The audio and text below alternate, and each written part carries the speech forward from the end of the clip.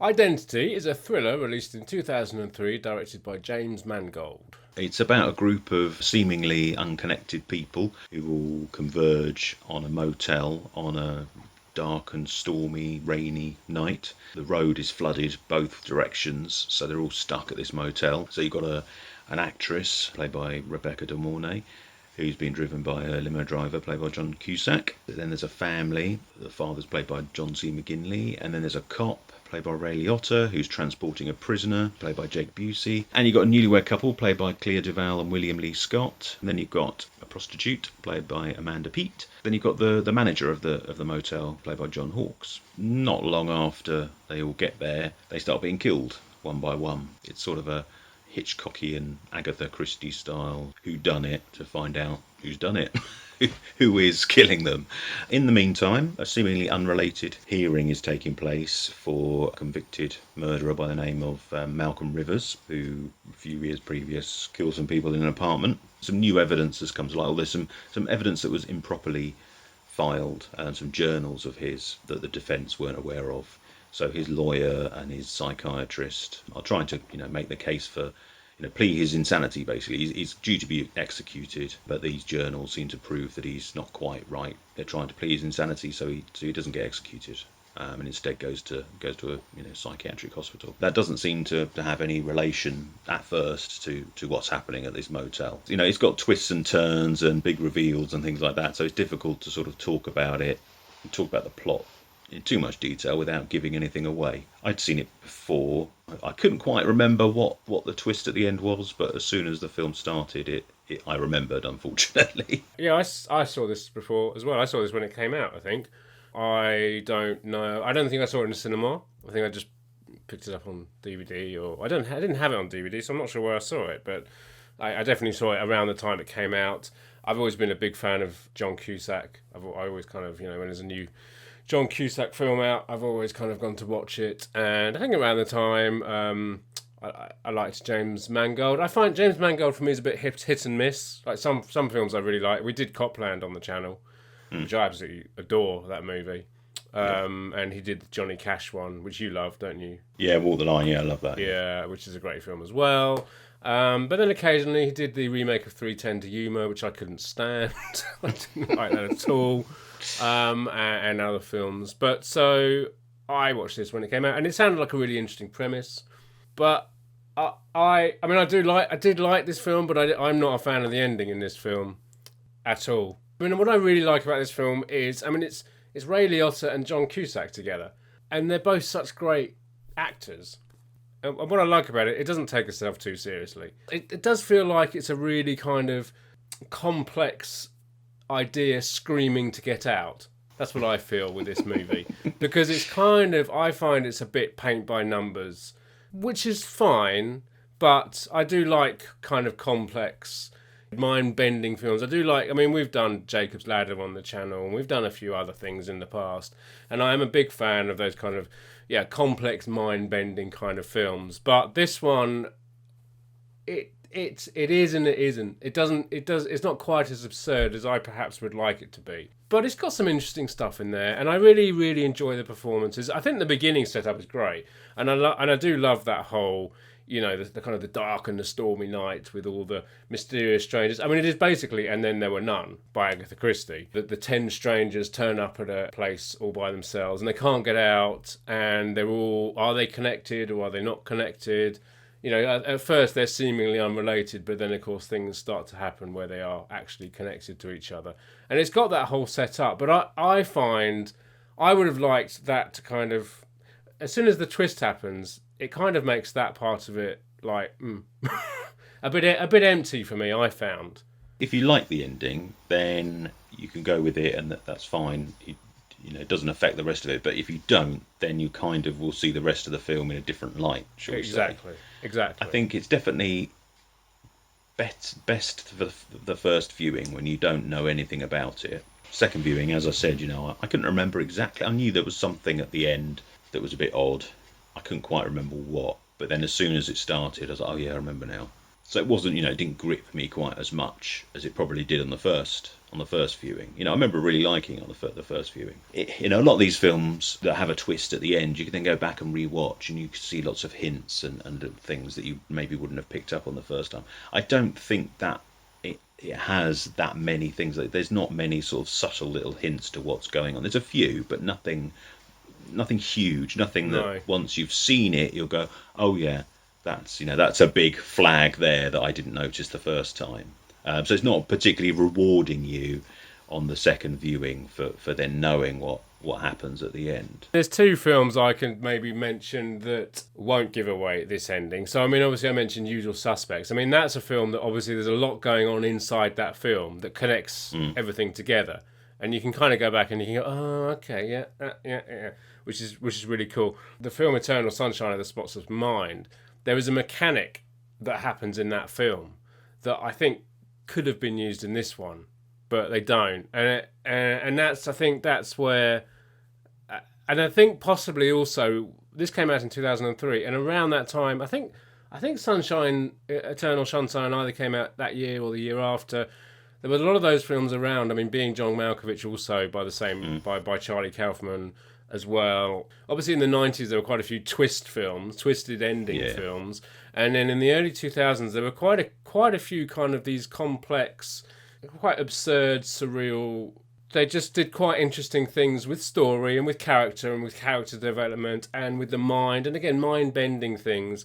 And I felt like it would have been really nice if this film had have done that, but it doesn't. And that's why I found it's a little bit paint by numbers. It's quite straight-laced, but then you get this quite, twist ending, which for me didn't work. And that's probably subjective, because at the time, if I was watching lots of, kind of warped mind-bending stuff, and then you watch this, then you're like, maybe a little bit let down.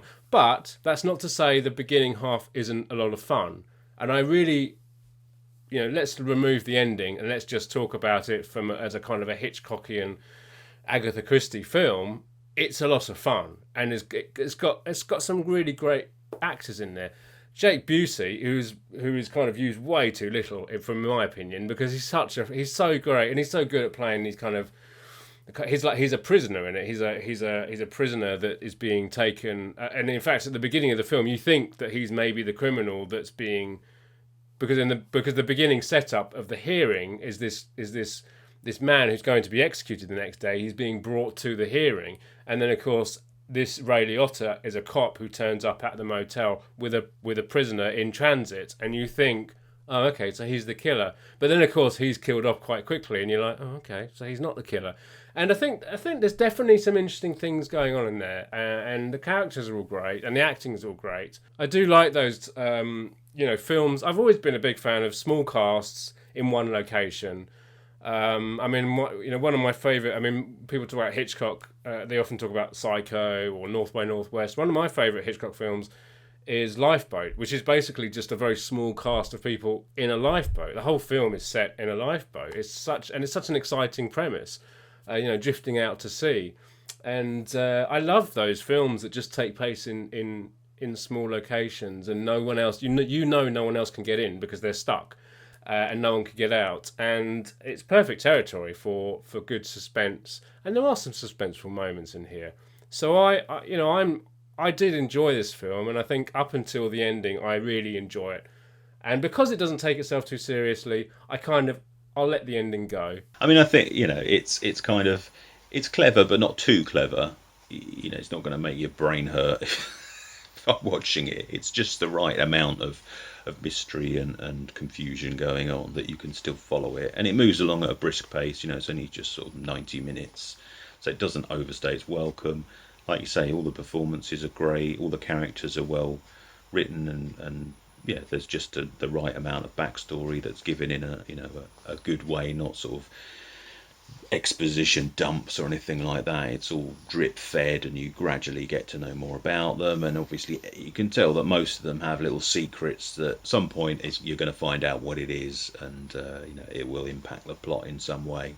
Yeah, I mean, if you're not on board with the ending, then it's going to be a bit of a letdown ultimately. But if you don't mind that ending, then I think it's a good ride. I mean, I recommend giving it a go, definitely. I mean, also actually, like if you like all the cast members, then there's no one really in here playing against type. They're all kind of cast for, I mean, John Cusack is the kind of the calm, focused, trying to understand what's going on. He's like an ex-cop who's now a limo driver, which is a little bit like what he did in 2012, isn't it? He's a very everyday man, John Cusack, actually, and he often plays that kind of everyday man character. He also uses lots of like things.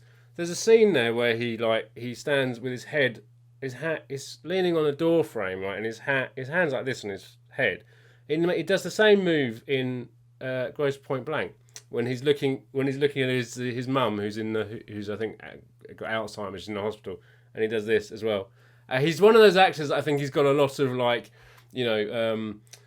mannerisms. He's a very like concentrated actor, I find. He's maybe not a method actor, but he loves the form of acting, and he's got his own mannerisms. And I think with John Cusack, he plays, and I've said this before, I think John Cusack plays John Cusack. He's always John Cusack, and I think he's probably very like that in real life. And I'm not saying that's a bad thing at all. I think that absolutely works for the characters he chooses to play. And then you've got Ray Liotta. Of course, everyone knows Ray Liotta, a great character actor, and he's done some amazing different films, but everyone kind of knows him from Goodfellas. They know him as that character that's got a short fuse, and then if you're not careful, he will blow up in your face. Well, because he's in Copland as well, isn't he? And he's exactly in Copland like as that. He's fantastic in Copland. I loved Ray Liotta. I think he's a great actor, and we also did Something Wild with him in as well, which was an early performance from him. He's scary in that, isn't he? Yeah. He is scary in that. He's a scary actor, and but and of course in this one he is actually a cop, and you never quite know because of course so you've got John Cusack as a cop or an ex-cop, and Ray Liotta who is a cop. You're not quite sure are they going to get on? Are they not going to get on? Where's it going to go? What's he going to do? And so I think those two together are amazing. I don't know if they've ever been in a film together before. I feel like they may have done, but I couldn't think off the top of my head. And then you also got, John Hawkes, who seems to always play... He always seems to be behind the counter in a place in the middle of nowhere. But then, of course, he was from Dusk Till Dawn, wasn't he? Yeah, I think that was my first encounter with him. Yeah, was from Dusk Till Dawn. He kind of plays these strange kind of a little bit creepy. You're not quite sure if you should trust them or not.